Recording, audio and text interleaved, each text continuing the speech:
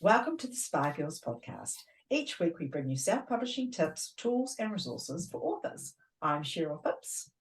I'm Shar Barrett. I'm Wendy Vella. And I'm Trudy J. Hello, everyone. Hi.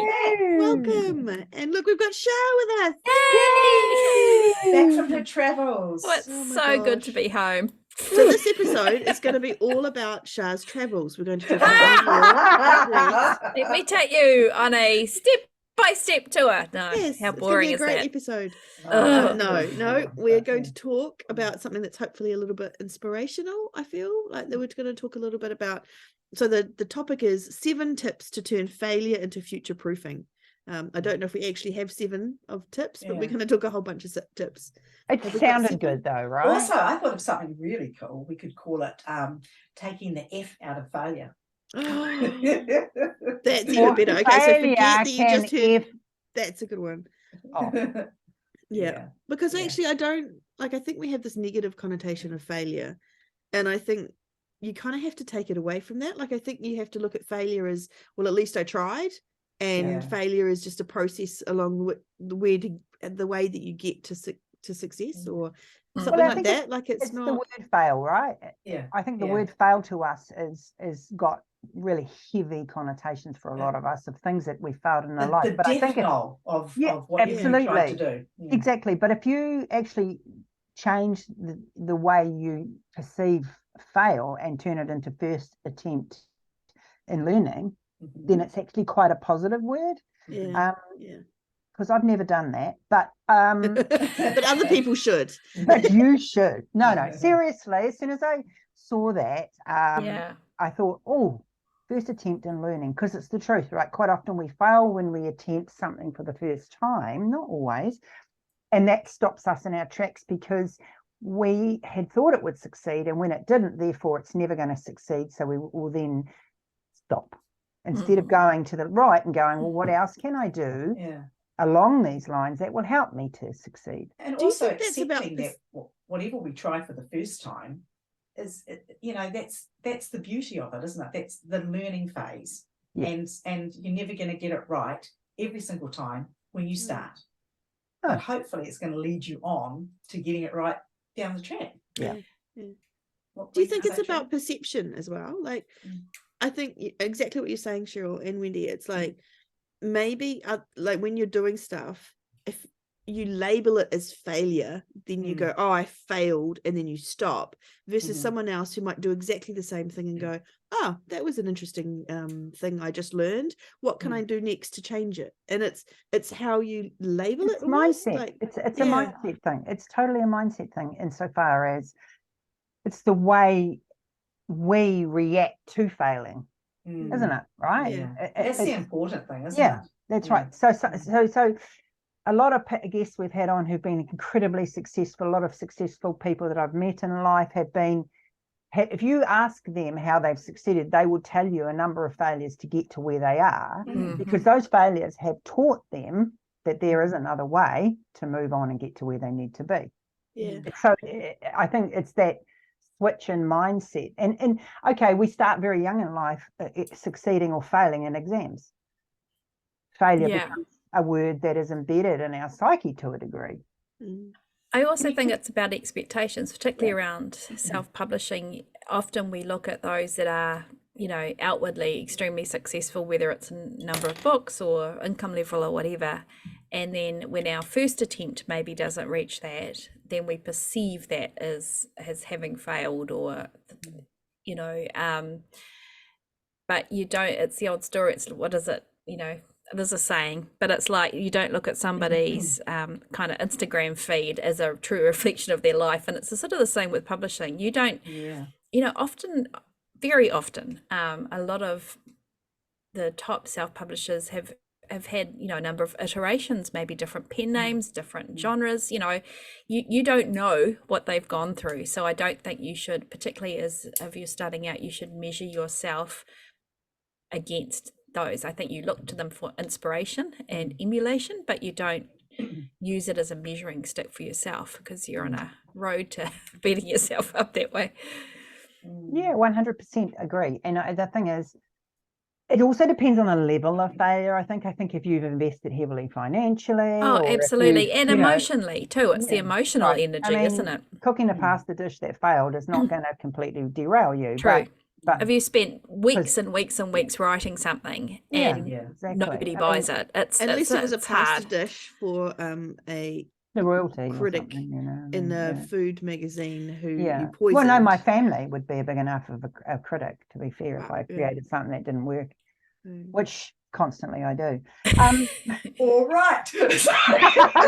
No, Okay. but you know, Winston Churchill says success is not final, failure is not fatal. It is the courage to continue that counts. I think And so I think too. those that succeed have the courage to continue. Yeah. I mean, a lot of them, if you read their stories, you will know that, like Shah said, they've had something in their life that has failed and they've succeeded because of it. So Richard Branson, I always think of him when I think of this, because he's had as many failures in business as he has had successes, and he just keeps going because he's not worried about this one thing failed because something else will succeed. And it's just it's almost like a numbers game. It's like if you just keep going, something will, something I you'll think learn it is. enough. Yeah. And I think self-publishing is a numbers game. And I see this a lot, particularly in author groups around advertising. And it is hard, whether it's Amazon or Facebook or whatever, to get it right sort of straight away. It might not be you. It might be your book, or it just might not be. It might be whoever else happens to be advertising on that day that's bidding a certain amount. There's oh gosh, sorry, there was a big loud thunderclap outside. There's so many variables to it, and it's it's a lot of it. I don't want to say luck, but you just got to keep going. I think you keep going. And yes, it's easy for me to say that because it's not my wallet that's paying for your advertising, but keep going. If it's a financial, like, don't put yourself in financial hot water, but just keep iterating maybe that same ad or different ads. And the thing is that if you do succeed, sometimes doing the same thing, you're going to fail too, because that's the nature of this game. Yes. Is that, well, one ad will work and you think, gosh, I'm nailed it. I've got it. I've got it. We've all been there. And then the next breath you're like, oh my gosh, it's not working. Yeah. Like, why is it not working? And I think the thing is, we can't allow ourselves to just put all our eggs in a basket and with that belief that is going to work. So that's something that we have to prepare for, is that failure is just a part of this game. It is. It to be in this volatile industry, which is brilliant in so many ways, but with it comes. But it's hard. And I think it's a mature, when we started this podcast, 8+ years ago, Wendy's been self-publishing for 10 years now. And back in the day, but it's a matured industry now. It's not what it was when we first started podcasting 8 years ago. It's the level of professionalism of product, that's out there now is not that it wasn't there before, but the volume is so much greater. And so whilst there's more opportunities in terms of advertising and marketing, there's also more competition. And, you've just got to keep going, and not every book's going to hit. Not every series is going to hit. How many authors have we had on that have had an extremely successful series, absolutely nailed it? They've replicated it. It's the same person writing the books. And the second one just hasn't, for whatever reason, And I think too that sometimes you don't know why something failed. Yeah. And then there's also the times that you get a glimpse of it, maybe in reviews or maybe in your ARC readers, and something maybe that you ignored that you actually in your heart knew you shouldn't, but somebody gave you some advice that you didn't take. But it's all about choices. It's all about, do you want to try and make that better? Do you want to move on? Because you can actually say, okay, well, that didn't work. That is not for me. That thing, that kind of advertising, that trope, that I don't know, genre is not for me. And then you move on. But you're still learning. Yeah, absolutely. And it's frustrating and it's annoying, and we get all that. But actually, you can't let the failure define you. You can't say, well, I mucked up with that. I'm crap, I'm never gonna be good at this, Mhm. because Lord knows we all have that in life anyway, don't we, with different things. You don't want that to be your career. You want your career to be something that excites you and pleases you, and I don't know, you get something out of it. You know? I think So, I think that's an important point, is to actually really identify the things that you really enjoy doing, whether it's the marketing or the actual writing of the words or whatever. I think it's really important to hold on to those, like to really know those things. Yeah, it's pivoting too. Like, I think the ability to pivot. I mean, Cher's pivoted many times in a career, like I have, and some have worked. Well, you all have. Trudy's and some changed haven't, how right? she sells, whether it's KU or whether it's Yeah, wide. Like, I mean, exactly. it's constantly changing. Exactly. And I think back to when I first started, one of my biggest pivots in my career was the fact that I wasn't going to stay traditionally published. And yet all my life I thought this was what I want. Mhm. And it took me a long time to get the swing of becoming self-published. And to let go of that ideal and that's what you really wanted. hard Yeah. to let go of that. Like, it really is. It's hard to let go of that hope that your first book is going to be, you know, the next whatever, Harry Potter, 50 Shades, whatever. But I think it's important to know, or important to remember, that nobody has all the right answers all the time. You know, if they did, would be still traditionally publishing. Every single book would be a hit, and there'd be no self-publishing, because the market will be completely taken care of. And that's not the case. But I think it's important to acknowledge the failure, address it, depending on how big it is or how small, wallow in it if you need to wallow it, but then you've got to kick it aside and start again, because failure, I find, for me, because I'm someone who likes to dwell on stuff. Yeah, I think we all do. I think it's a writer thing, isn't it? I'll take it with me right the way through for the next 7 weeks. But what I'm saying is, I think it's important to acknowledge that in you and go, okay, you know, having people around you that help you to understand that the failure is not going to be the end of the world, and having people that can then talk to you and go, well, in actual fact, what about this or what about that, if you don't feel you can pull yourself out of it. But you know, like, it's something I think you've got to acknowledge. If you can't pull yourself out of this on your own, then find someone else to help you. And you may not never know, gosh, that's terrible English, but you may never be able to identify what that particular book or series or ad or whatever it is didn't work. People can give you some best guesses, and there's a lot of really smart people in this industry, but you don't necessarily always you've have got the to answer try, to that. right? You've got to get. You just know that didn't work, so don't try. It's like that saying, it's insanity is trying the same thing again and expecting a different result. So maybe just change it up. If it's but that series didn't work, that's fine. No worries. Just find the next thing, the next idea, the next thing that's going to work for you. But I don't think you can. You can fail until you actually get in there and do it. Gotta get your hands in the arena. Don't dirty, stand back and go, you know, oh, what if this or what if that? You're not going to know. So put some skin in the game and then see how you go. That's that fear of failure, right? Look at alternatives that could turn that fail into a win. You know, what did you get out of it? Or in fact, if there is some way to turn that failure into something more positive, like you could actually fix a book, or you know, put it in a different genre, or change the cover, you know, or you could repurpose the content, maybe use it as, you know, drip feed it through a newsletter or whatever. Like, I don't think the good thing with storytelling is I don't think it's ever wasted. I really genuinely don't think it is ever wasted. Yeah, and I think we push towards failure mentally. Sometimes we're like, in our heads before we start something, we're like, oh, we're going to fail, and this has happened, and how can I do this, and they're so much better at this than me, and I'll, you know, so I think we talk ourselves into failure sometimes. If the word failure or fail triggers you and makes you feel like you can't go on, or don't use it. Don't say I failed. Say that didn't work. That didn't work. That was, or whatever. But it's like, that was gathering information. That was a first attempt. That I like Wendy's first attempt in learning. I learned from that. XYZ. Yeah, like you don't call it that if that triggers you. Like, use another word. Like that's all we have to do. And the other thing, about them is, go Trude.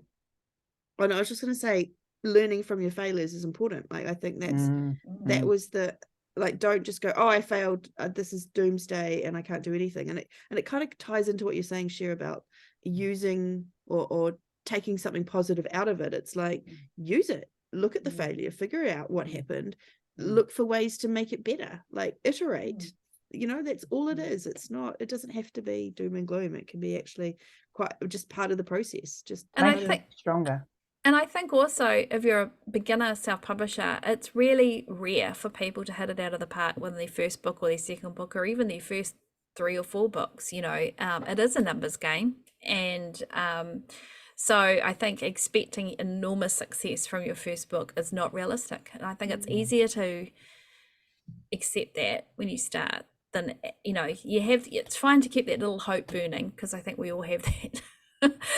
But chances are, you know, and I think in some ways, I don't know, maybe I'm just a glass half empty person, but maybe if you go in not expecting anything, it's easier to, you know. Yeah, I don't know. I think that you've got to put some expectations on it, or you're actually putting it out there that it's okay to fail. You know, I think there's also got to be that side of it as well. For me, if I start something, I want to go, I'm going to give this everything I've got. That's the difference, isn't it? If you approach something half-heartedly and you haven't given it your all, if you haven't done the research on a topic, or you haven't had your book properly edited, or you haven't ever had somebody look at it when you first start out, I think that's like huge, because you don't know what you don't know. And so you need somebody to take a look at your work and go, well, you know, should you be writing it in that point of view, or should you, you know, use these old-fashioned words, or, you know, are you writing in the right era and the right language, that sort of thing.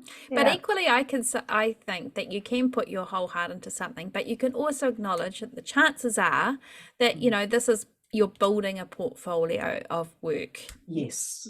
Not necessarily a 6-figure salary on one book. I think, you know, absolutely, 100%. that's what I meant by that one. Yeah. And the thing is, I think, you know, like you can have 6 books. I mean, people have got 6 to 10 books out there and they're just not selling. Why are they not selling? What's happening?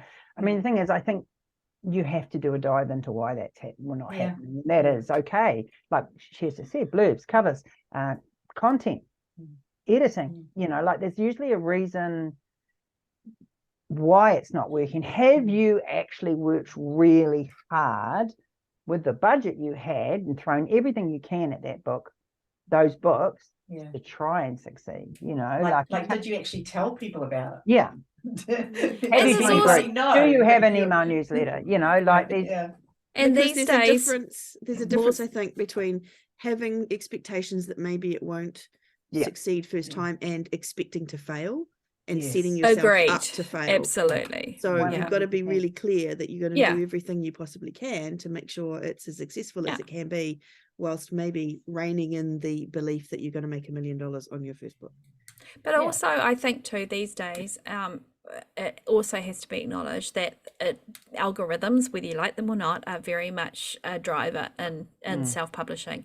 And if you've got those 6 books and the last time you published was maybe 2 or 3 years ago, it is harder. Those books, they do sink. That's just because there's so many books getting published, you know, and it's not about you have to write one a month or whatever. It's about acknowledging that it is very hard to bring those books upright without whether you take them down, whether you republish them with different covers, whether you re-edit them or whatever. It's very hard to look at something that's published 3, 4, 5 years ago, and I would say that sometimes it's easier to accept that was a lesson in learning, move forward, keep moving forward, and try something new, or try developing on what you've learned from those books. And you can always revisit things. That's another beauty, isn't it? Yeah, it is in self-publishing. So if you could think of one thing that you failed at that's been turned into a success, what would you think it was? Any one of you can go first. I think for me, definitely trying a different genre. I mean, it's so obvious in my stats and my the money I make. It's just the interaction I get on my Facebook page, my newsletter, growth. there's no way to deny it. Mm. Switching from romance to cozy mysteries. So romance was your fail and switching was your pivot, Yeah. and that led to cozy mysteries, which has been successful for you. So why do you think cozy mysteries have been so successful for you, Cher, as opposed to romance? Because it was such a big genre? Because you didn't fit? Or I don't find it as hard to write, even though arguably I haven't read a heap of cozy mysteries before I started. I'd read all the, Famous Five and Secret Seven, all those kinds of things. So I kind of did have something in my toolbox that I could draw on from that. Plus, I love romance, so adding that flavour in as the series go on. It's kind of, I guess it's a happy marriage for me. Yeah. But also, I mean, romance is about people and relationships, and cozy mysteries are very much about that as well. Not necessarily about a love story, but it's about people interacting. So even though the romance may not have outsold the cozy mystery, that learning that you had from writing those romances and developing those characters and those relationships, you were able to take through into writing cozy mysteries. And your apprenticeship that you'd served during your romance writing. I just wish it hadn't been 20 odd books. You are for going straight into cozy mysteries. You knew how to write a book. You knew what you needed. So you just went straight in and bomb it. You didn't start at cozy mysteries, but you got in there and you knew what you were doing straight away. I mean, it might have been 20 books if you'd had to start at cozy mysteries before you. That's May right. have. That's it. You never know, do you? You never know. None of us, unless it's like that movie Sliders, which is a very old movie from the 90s, but it's about the two different timelines. I often find that fascinating, but until we can split ourselves in half, it's not going to happen. It would be cool to be able to clone ourselves, right? Yeah. What about you, Toodles? Oh, so many failures in my life. I don't know where to begin. No, I don't have one that. Did we talk about one before we got on? I can't even remember. We talked about you getting a book bub. Oh, yeah. Okay. So, I mean, but I guess I was in KU for years, and I always thought I would prefer to be wide, but it just seems too much work, too much, can't handle it. And so this year I went, no, I have a really good feeling about going wide. I think I should do it. And so I did. I'm mostly wide now. I've got like one more series to do and then it's all done. And literally the week before, I had put the first book in one series up, and I'd put it perma-free, so it's now perma-free on all the different sites. I applied for a book bub, and I literally got a book bub the next week. And I was like, oh my God, if I'd gone wide. Don't hate her, people. Don't hate her. If I'd gone wide earlier, then would I, or is it just, it could have. Again, you don't know though. You don't know. And I don't know if I don't feel like that's, I mean, it's just timing, right? And I wouldn't apply the word fail necessarily to that, but it's just that's how you feel when you get that letter back saying your book is not accepted. Yeah, you do feel like it's a bit of a failure. You do. More like Nobody likes a rejection letter. We didn't like them when we were applying to traditional publishers, and we don't like them now from Stop advertising sending them to us. I only want the good ones. Yeah. You only want the acceptances. That's it. So that's it. So that's probably your thing. I don't have the same really horrified sense of it's terrible to fail, because I'm kind of just someone who just keeps on trucking. Like I mean, I have my moments where you go, oh my God, what am I doing? I think I should just become a trucker or something. I could see you in one of those. You never thought that, really? Maybe not a trucker, but one of those big trucks. Yeah, with my podcasts playing and window down. Yeah, but the thing is, if failure doesn't have that same connotation for you, then it's probably not something you've really thought about a lot about, right? Well, I've probably had failures. I have had a series that didn't do as well, and I back and edited it, and I've done all sorts of things that I probably shouldn't have. But it's like I can always go, well, actually, that was really good learning for me in terms of my writing and editing. Yeah. And that means that now that I write the next book, maybe it'll be an awesome book, and it'll be the book that I think it actually meant that you refused to fail because you had a series that wasn't doing well. You made it right. Yeah. So, I mean, and that's the series actually that just got the book bub, so it's quite interesting to me. That it is. Yeah. What about you, Wendy? Oh, me? I think probably the Random House thing was the first one, you know, but getting a book with them, and then they didn't want the second one. Not dirty about that at all. But you know what? You could have been still with them and making Yeah. $2,000 a book. To be and honest, failure's thinking been a that you're massive doing really part of my well. life on and off, because I've played a lot of sport. Yeah. At quite a high level. I think- I've got a and so son is- who was a Yes, professional same. sportsman. And so is who- Cheryl, and I think that Yeah, that learning and from that helps a lot. failure for him and my daughter who played sport, whatever. I think I've learnt with them, but for myself with my career, I think I haven't had a lot of failures. They've been No. small ones. Course along the way. corrections, shall we say, rather Yeah, than little failure. adjustments and Yeah. pivots. But yeah, I mean, they have definitely had moments, but I think that one where I thought I had a career all mapped out, and then I had to pivot. You had a because- publisher and an agent. You had the dream, right? And it's Yeah. very Yeah, hard dream, when yeah, you've got the yeah. dream. But that's a perfect example of failure turning to success. Mhm. I would never be doing what I am today, or have achieved what I have today without them turning me down. Imagine Yeah. if you'd just gone, oh, they don't want me, that's it, I'm done. Yeah, I You know, tried. and- Imagine. Can you And imagine? I'm What sure would you there's be doing? people, we've come across people like that. You do I have to be know. quite thick-skinned, you know, Yeah. like in this It's game. a- And Look, I don't reviews, think critics, you know, it's like brutal. constant. Like, It's let's brutal. not sugarcoat it. It is really hard. But brilliant. at the industry same at times. time. Who gets to actually do what they love every day? How many people That's do you true. know? How But many there's people do also you- parts of it that aren't lovely, and I think it's okay to acknowledge But I think that that's as well. life, right? Don't you Well, think? Yeah. Oh my gosh. Yeah. I know, as much as you'd like to live in, well, Yeah, a little a bubble. Hallmark movie, Yeah. that it's Well, just the fact of having, I don't know, aging parents or something like that. Exactly. It's just this is just what you have to deal with, and in publishing, that there are things that you just have to deal with that you don't want to, and you do want to stamp your feet at times, and yeah. and you do get down. I can't, you can't say that it doesn't happen, because it No. does happen. It happens to everybody. Outside influences, right? Yeah, but it's how long you let yourself be down for. Mm. That's it. That's the I think issue. it's the outside influences too that play on, am I giving this 100% when Yes. my child is sick or Yeah. being bullied or my parents are old and need me, Yeah. or my Yeah. car's broken down or whatever. So there's these outside influences that say, well, I'll just chuck that book up there, or Yeah. I'll try Yeah. that, or I'll Yes. I'll do that tomorrow. I won't send the newsletter out today, even though it's due, and that's Yeah. that's human nature and completely natural. But Mhm. sometimes there are influences that push us towards failure, I think. Yeah. I agree. And you have And to for admit me, one of those influences has been social media. And Yeah.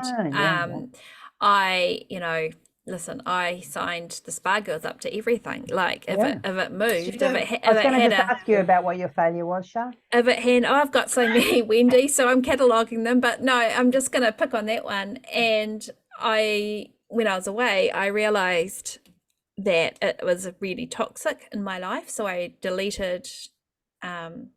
deleted TikTok completely off my phone, the app. I deleted Wow. Reddit because I was doom scrolling, and I have to, we talked about her a lot, but I have to thank Becca Syme, because I follow her on Facebook, and she often will post something and it's like, felt very Talking to personal me. that it was written for me. Yeah. Yeah. And I think my failure was thinking I was kind of not above that. I don't mean that in a sort of precious sense, but I was, I wasn't going to get sucked into You're that immune to it or negativity. something. I could sort of, immune to it, or rise above it, or whatever. No, I couldn't. And it was only when I took them off my phone, I realized how profoundly it affected my mental health. And often when you're feeling low and you go onto social media of some type, I don't know what it's an energy thing or whatever, but often it will confirm your low feelings to yourself in some way. So you end up in this sort of constant loop of feedback, and obviously, when we're looking for something, we're looking for confirmation bias, all of that, blah blah blah.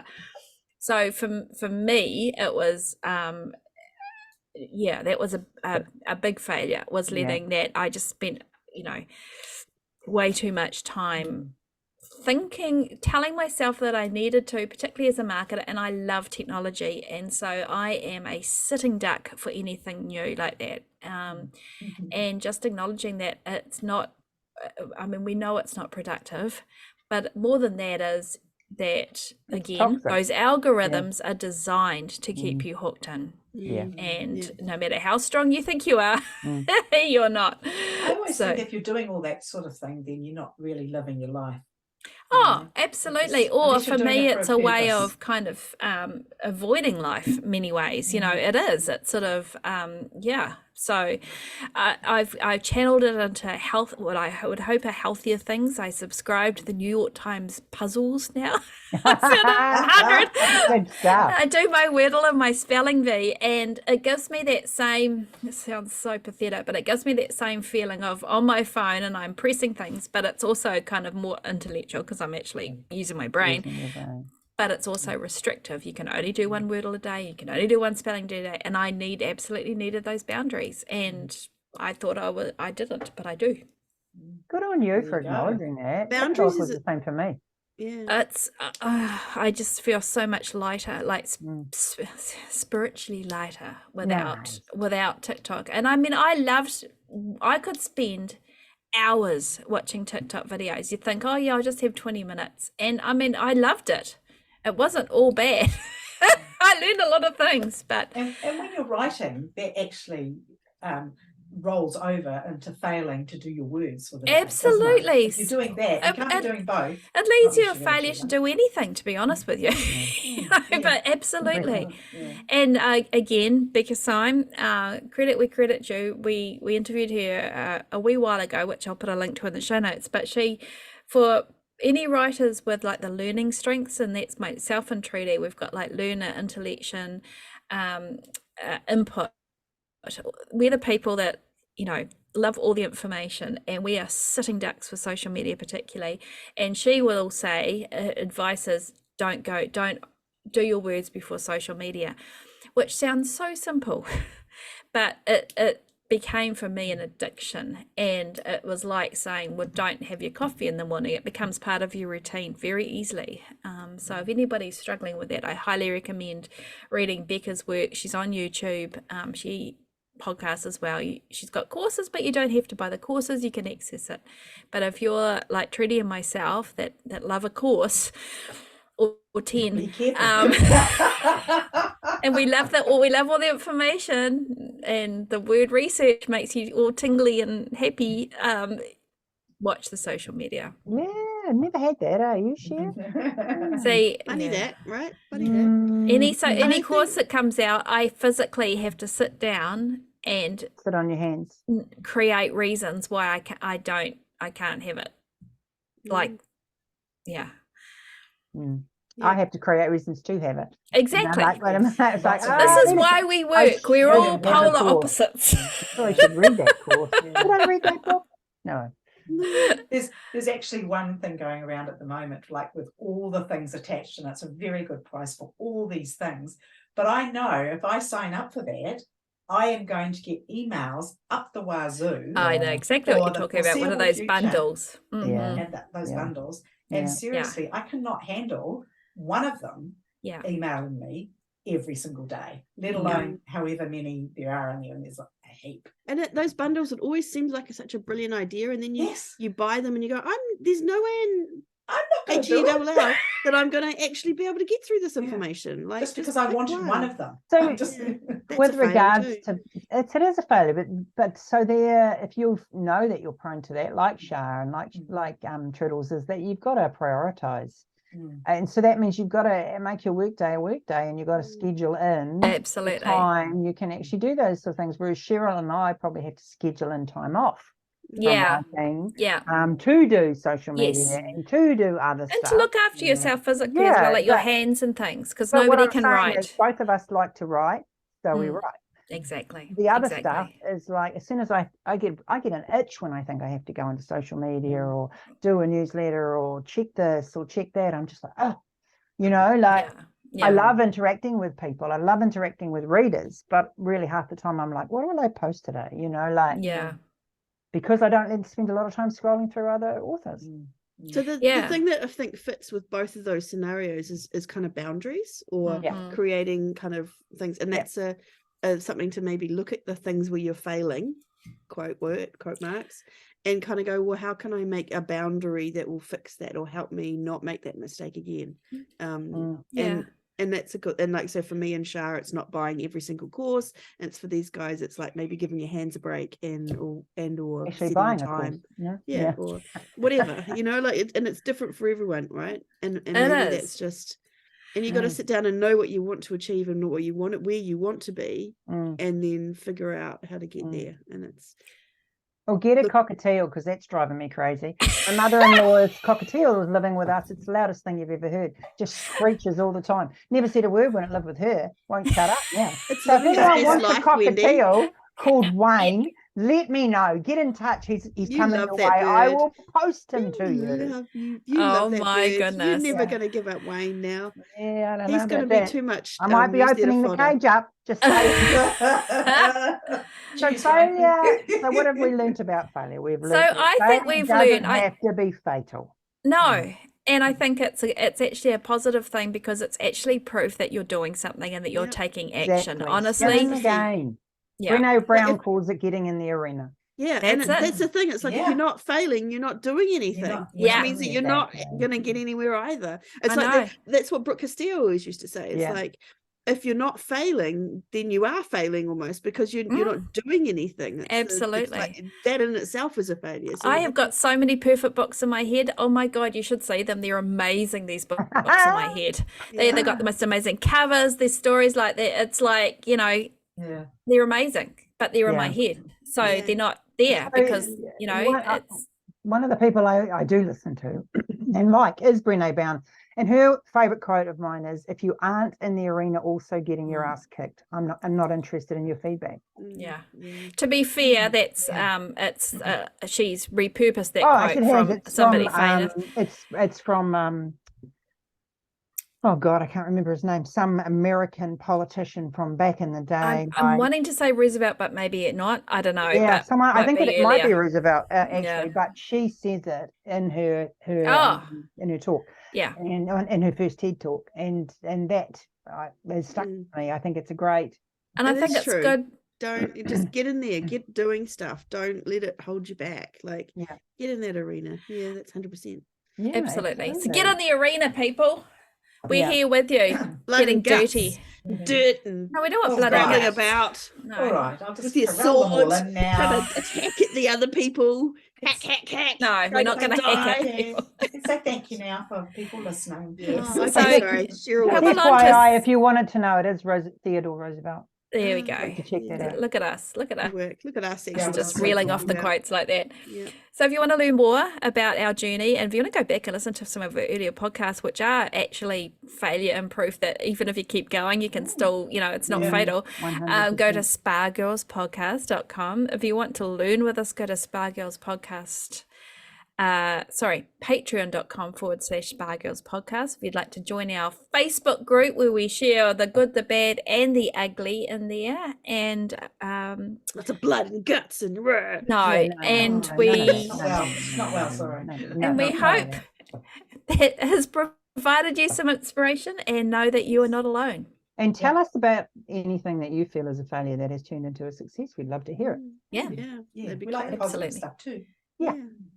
Awesome. Absolutely. All right. Thanks for listening to another episode of the Spa Girls podcast. We'll be back again next week. But for now, bye. Bye.